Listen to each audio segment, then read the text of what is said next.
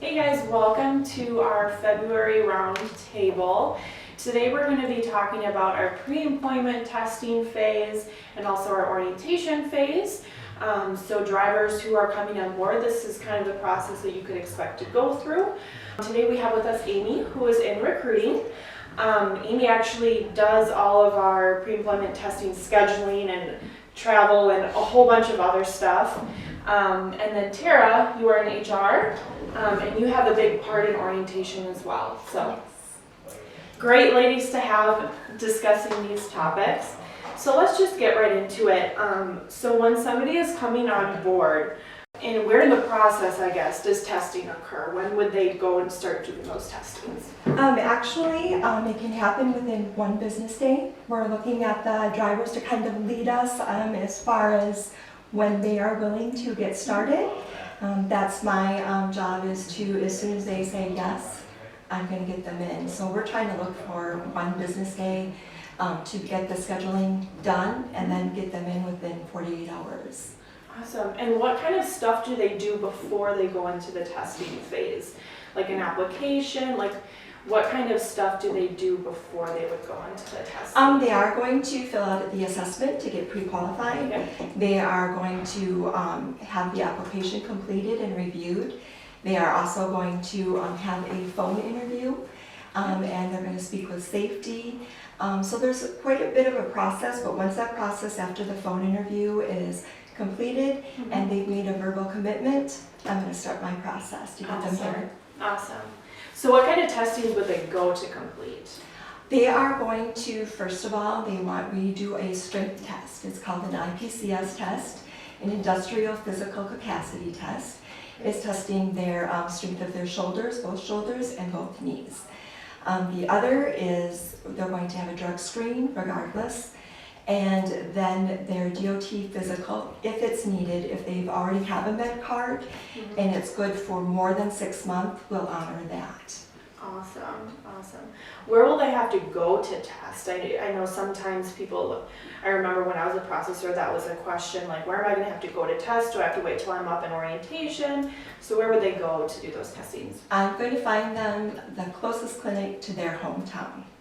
And typically we've got various clinics to work off of, and I'm going to call those, and I am going to get you as close as possible. Yeah, and I think that's a good call out too, because we do have a certain list of clinics that we are kind of like in network for us, I guess you could say, that we pull from, because I know that sometimes drivers, incoming drivers would say, well, I have this clinic that I go to all the time, but if it wasn't on our list. So yes. There was sometimes a little bit of a misconception there, but definitely we'll get them in as, you know, the closest one to them from that list that we have to pull from. That is correct. And I do have resources too, to possibly get a clinic, you know, if I can't find one on my list, to request and see if one can't be done. So at times that is a possibility.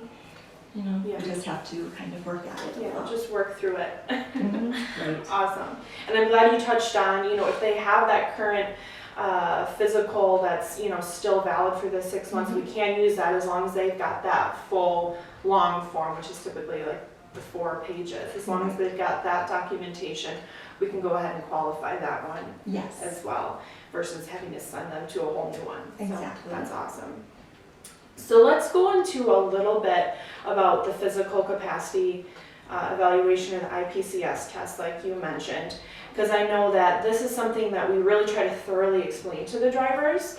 I know a question that I would get a lot is, well, I work out a lot, like I'm in really great physical shape, so this should be no problem for me, right? How would you answer that question? I'll tell you that, yes, that is going to help you to be more physically fit, but it does not guarantee a passing score. If you don't go into it giving your all, you're going to pull and push, you're wanting to do that movement both directions with the same, you know, equal effort. And so we ask that our drivers go into those tests ready. We send a video to them beforehand to view that, prepare them, and then we tell them to go in there and push and pull for all 5 reps, both shoulders, both knees, as hard and as fast as you can, like you want to break that machine. Right. Yes. And I actually did, when I was a processor, I went to a clinic and I took the test so I knew what it was like. And that is 100% correct, because if you go easy on the machine, it's going to go easy back on you. And it could be easy to, misinterpret that as, oh my gosh, I'm doing really good on this. And then they end up failing because they weren't giving it enough. So when I did it, I was pushing and pulling as hard as I possibly could. And as hard as, or more, like when I push harder and pull harder, it's going to be harder on me as well. So it is, hard. It's not like going to be easy, but I passed with flying colors, so I know that it is possible. You just really have to go into it with a mindset that you're going to give it 110%, try to break the machine, even if you do work out on a regular basis. Exactly, so. And we don't want to, when we're telling somebody all of that information to break the machine, and we're not trying to scare them, we're being encouraging, just saying that this is something that you have to give effort to, and you'll be fine. Yeah, most people don't have an issue, but it's just, you have to go into it with the right mindset that you're gonna. Exactly. Yeah, awesome. So how is that test scored? Because I know that we get questions sometimes with that. I know it does take a few days to those results to come back to us. So how does that process work? The score is from, it's taking that machine, and then they plugged in what a driver has to do each and every day. So their daily tasks. And what that is going to be, I guess, needed of their shoulders and knees each and every day. And so that score is giving a daily task. If you're not going to be able to do that job, you're just not going to get that score. Yeah. Was that explained well? Yeah, I think so. Okay. And a good thing that I like that I think is cool about how this is scored is it's actually a physical person looking at the numbers and the scores. It's not just run through a computer. So if there is, for some reason, some, outlining numbers, they'll throw that out. So it is an actual person looking at the numbers, analyzing the data, which is why it takes a little bit longer to come back. But that's really cool about that. So what happens if somebody fails? Can they retest? They can retest, but not for a year. Okay. So that's why it is so important to be prepared, watch the video that we send you, and listen to us when we tell you. Yes. Go in it and give it your all. Yes, awesome. So let's jump into kind of some orientation stuff. So let's say they've gone through testing, and now they're moving on to that orientation. Where is orientation held? Right here at our Marinette location, and then it's upstairs in the training room. So we have a training room right here. Now if they're apprentice, if they're a student, then they come here for their paperwork, but they actually go out to our training facility because they're here a little bit longer, so as an apprentice. But otherwise we're right here in this main building on the second floor. Yep, so Marinette would be where they would come to, travel to. So you kind of had said about the testing, like when they're ready and all that, the previous steps are fulfilled, you can get them into testing pretty soon. How fast can we get them into orientation once they're ready? Well, the experienced drivers, we have orientation every Tuesday and Thursday. So if they're testing the week before, by Wednesday, if they get it Monday, Tuesday, or Wednesday, we can get them in for that next Tuesday. If it's more towards the end of the week, maybe a Thursday or Friday, we can actually get them in for that next Thursday. For the apprenticeship school, we have a class that starts every other Monday. So then it might be a little bit longer depending on when they test. But after testing, we're getting results back 24 to 48 hours, and we're ready for them to come as soon as those are back. Awesome. So what is travel to orientation? Like I know I would always get a lot of questions like, am I going to have to take a bus? So what can they expect once they're at that stage? What is travel going to look like for them? For the apprenticeship student, they have to find their own transportation here because they'll need to get here and they also need to get to and from class each day.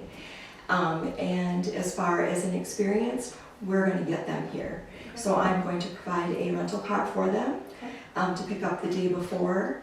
And then I will take care of it when they get here the next day. We'll gas it up and return it for them. Yeah, so I think that's a really cool thing. We take care of booking that for them and all the reservations, and we convey all that information to them, so they don't have to worry about They do not. trying to get all that information and scheduled. They just need to worry about getting themselves prepared to come to orientation. Exactly. Awesome. So when they're here, what does lodging look like? Lodging for the apprenticeship, we have double occupancy hotel rooms that we reserve for them. They will stay in those rooms for the length of the time that they're here. For an experienced driver, they're going to have their rental car the day before, or depending on how far they have to come, maybe 2 days. But they will have a motel room reserved for them that night before. The motels that we have continental breakfast, so they can eat up and come to class for 7 a.m. the next morning. Awesome. And then how long is our orientations? How long are they typically here for? So the experienced driver is here only for 1 day, which is pretty incredible that we can kind of get that all done in 1 day, as long as some things are done ahead of time. And that we let them know that there's paperwork and videos to watch and such ahead of time. But otherwise it's 1 full day, and like Amy said, they do have the lodging the night before, and then that night they will actually stay in their truck, if all goes well, which usually it's pretty smooth. So. Awesome. And do they get paid for orientation? They do. They get paid for that 1 day, and it's $100 they get paid. Awesome.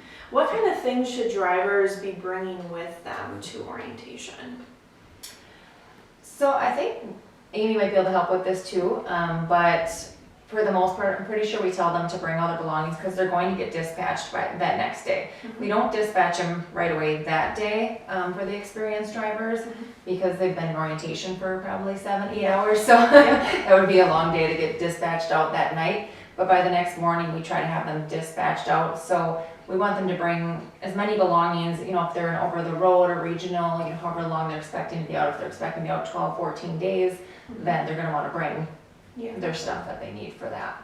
Awesome. Most of them are not going to go back home in between orientation. Sometimes it works out that way, but it just really depends on the driver too. Yeah, awesome. I don't know if you had any items to kind of add to that. Well, in the email that I'm sending out to them to prepare them to come, we'll list the items that they need to bring, like their driver's license and permits and med card, and I'm trying to think about, but just beneficiary information, a deposit slip or a voided check for deposit. So just those little items that they might not think of. That's all listed in that email that they're going to get beforehand. Perfect. So there should be no confusion. There should not.